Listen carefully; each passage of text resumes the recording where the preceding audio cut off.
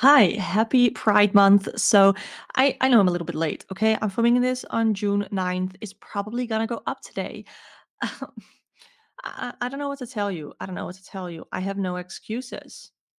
So what instead I'm gonna do is just ignore it. And I have some like queer decks, some decks that have queer energy to me or that are just super queer friendly. I wanted to share those with you in honor of Pride Month. And yeah, I have been sort of out, I guess, as bi for 2 years now? I'm not really sure. I'm pretty sure I've known, like, since I was 17 or 18, but I never really I don't know, I was a very black and white thinker. I thought I had to be either straight or gay. So I thought, you know what? I'm just straight, but apparently I am not. So here we are looking at my queer decks, and yeah, I just wanted to also bring attention to something that I think we cannot really ignore this Pride Month. That makes it also sort of hard to celebrate the fact that I don't know. I wanna. I'll put some links in the description that go really deep into it, or deeper that I'm gonna do right now.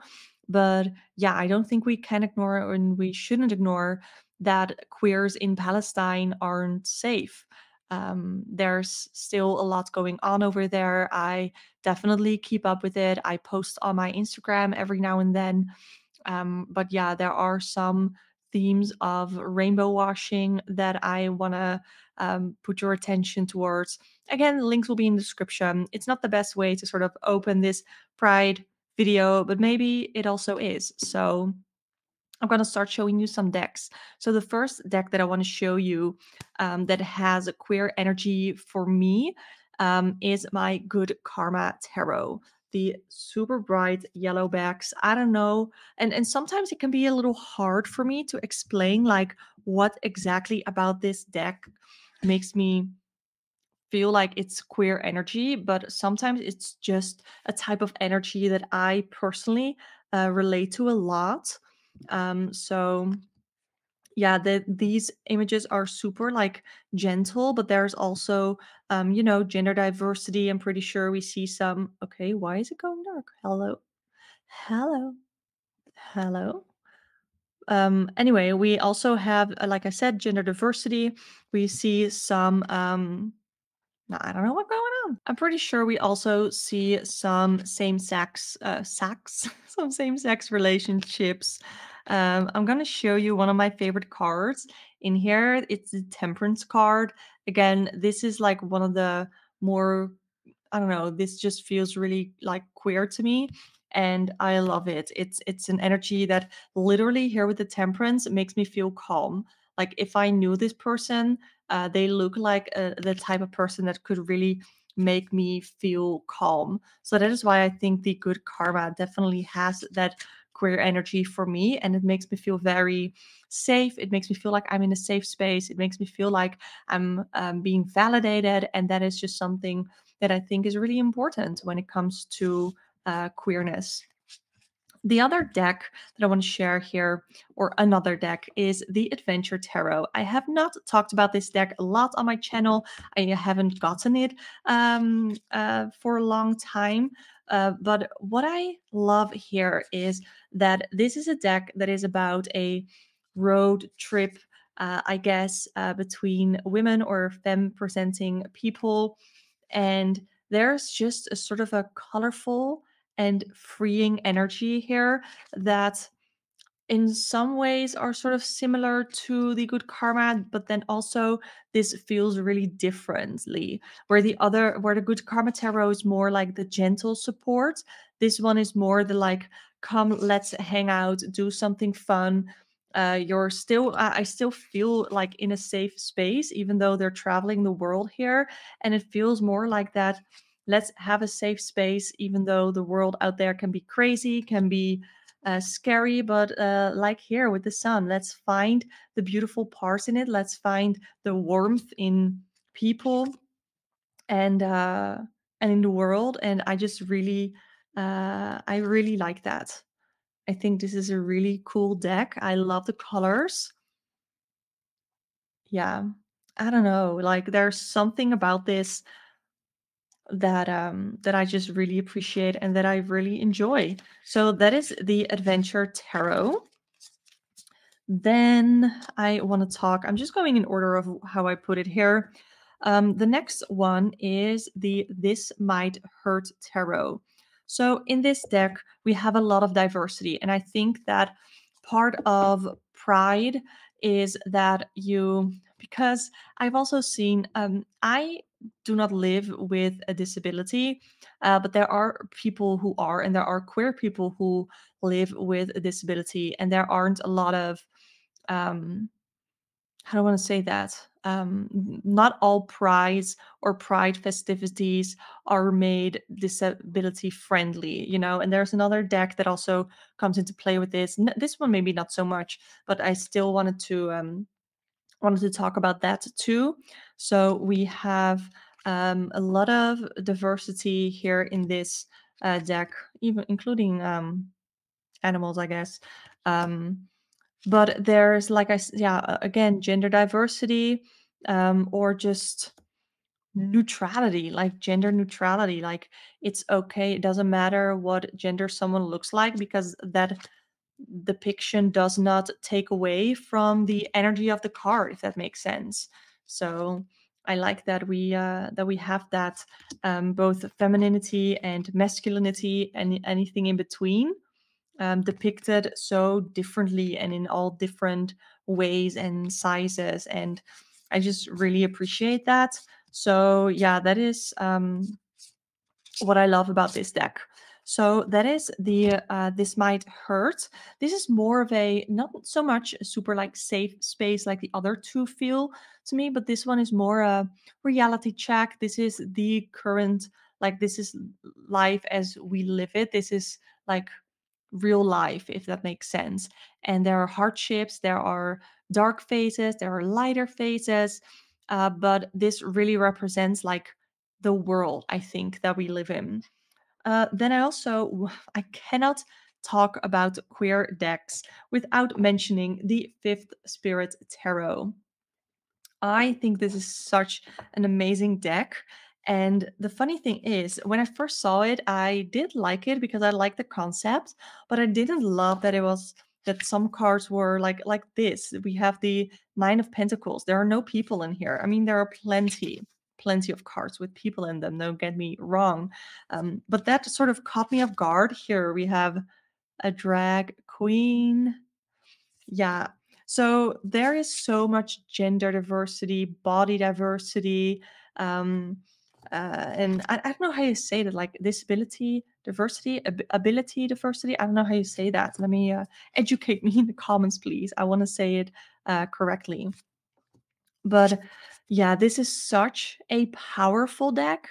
This can definitely be a call out deck, but it's like an activist energy type of calling out. So I used to, when I did my political tarot readings a while back, I used this deck.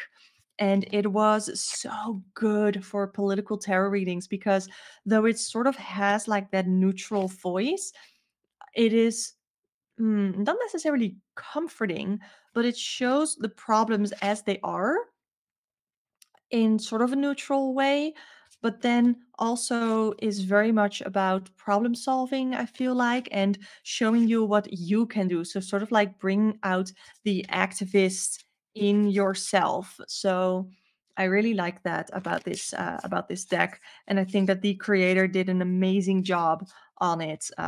So I'm super glad that I picked that up.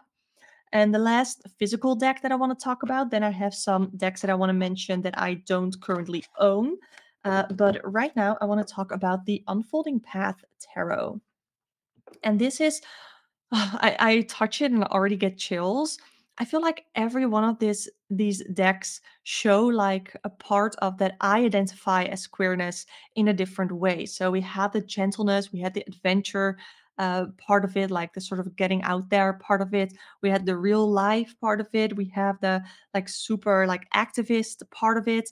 And then this is again the very comforting part of it. We actually are starting with like the possibilities of if like when queerness is completely embraced, we have happiness, we have happy families, and people can have that. And even though like even here where we have a femme presenting and a masc presenting person, like things are not always as they seem they are, and that is something that I had to really struggle with in myself. And I've talked about this before, and you guys have been so incredibly sweet about it, so I really appreciate that. And a lot of you can really relate to it, that yeah, I'm in a relationship with a man, and it looks like a straight relationship.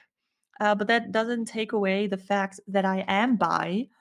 Honestly, I don't even know if I'm like bi or pan. Uh, for me, I don't really know the difference. I feel like pan describes it better, but I feel like bisexuality is something that people understand more if I were to like say that I'm bi. But yeah, for me, it doesn't really matter. I know that for some people, the distinction between the two does matter, and I think that that is valid. So yeah, I just think that this is such a beautiful deck, and this again shows more of the almost the fairy tale-ness, even though like it doesn't shy away from harder depictions, you know. But this sort of feels more like the fairy tale version, but not in a Disney type of way, but more in a mysterious and um, seeing the potential kind of way, like what life could be like if we all embraced queerness, whether that is the queerness in ourselves, but also the queerness in others. Yeah, but that is my spiel for today. No, I have some other decks to show you actually. So I'm gonna go over to Amazon just because that is easiest to show you. And I have the Tarot for You and Me, a queer deck and guidebook. This came out last month in May, and there are some really fun images. The cards are really pretty and really bright, bold, beautiful.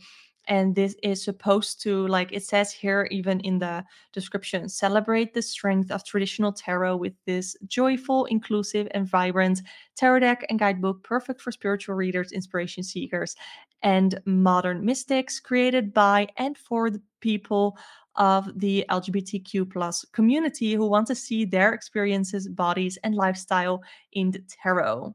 Tarot for You and Me offers the queer, genderqueer, and non binary audience and their allies a tarot deck that is as inclusive and emboldened as it is fun and full of joy. So I feel like that is sort of an overlap of some of the decks that I already talked about. So I wanted to highlight that. Then also, of course, the queer tarot. I don't have this just because the art style isn't 100% my vibe, but I do think it's really beautiful. And again, it's super inclusive. It says here an inclusive, affirming deck that offers inspiration, affirmation, and LGBTQ plus representation.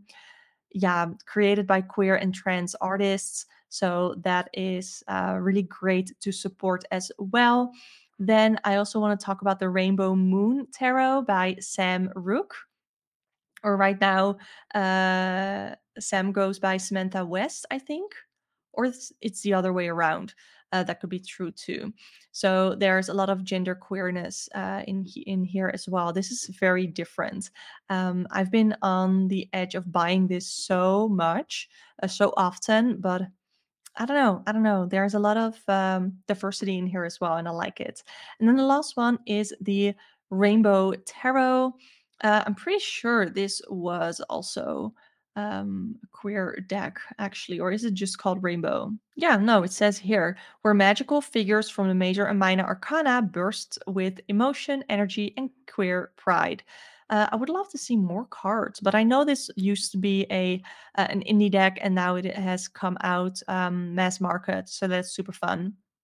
So yeah, those are the queer decks that I wanted to highlight today. I would love to hear from you which decks you have that you feel that are queer, whether they are decks that I mentioned in this video or not. I would love to hear.